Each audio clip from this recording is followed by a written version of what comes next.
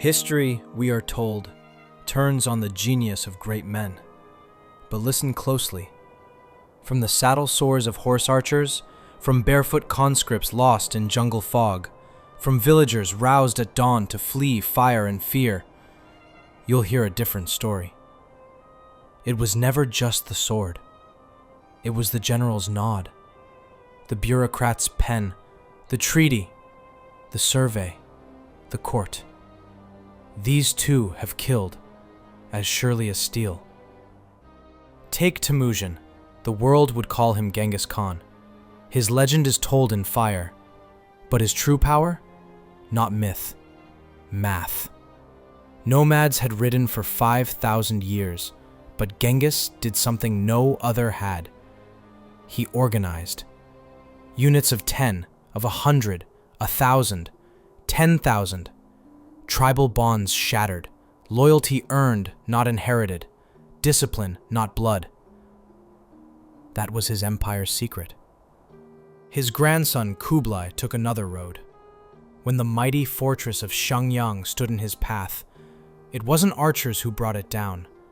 It was engineers, from Baghdad and Damascus, trebuchets taller than towers, stones like thunder. Once again, borrowed minds, precise measures, calculated ruin. But the Mongol storm left more than conquest in its wake. It cracked kingdoms, toppled Dali, shattered pagan, and opened the door for Thai-speaking peoples to move south into the fading Khmer world.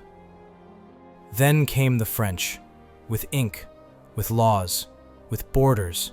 In 1904 they drew one. In 1907 they redrew it. Preah Vihear, a sacred Khmer temple high on a cliff only Thailand could reach, was quietly reassigned to Cambodia. The courts caught up in 1962, again in 2013. They ruled for Cambodia, but rulings don't stop rockets. In 2025, the old fire rekindled. A Thai prime minister, young and diplomatic, called Cambodia's leader Uncle. The audio leaked. Her career ended. Across the border, a dynasty passed from Hun Sen to his son, and sons must prove they rule. Drones buzzed. FPV quadcopters dropped grenades. Tanks clanked over a frontier first drawn in Paris. Rockets arced. Villages burned. 100,000 people fled over a temple that predates every flag involved. The temple still stands, silent, sacred, scarred, built by Khmer hands, claimed by Thai courts, bombed by both. The state tells you borders are sacred. The people learn they are fatal.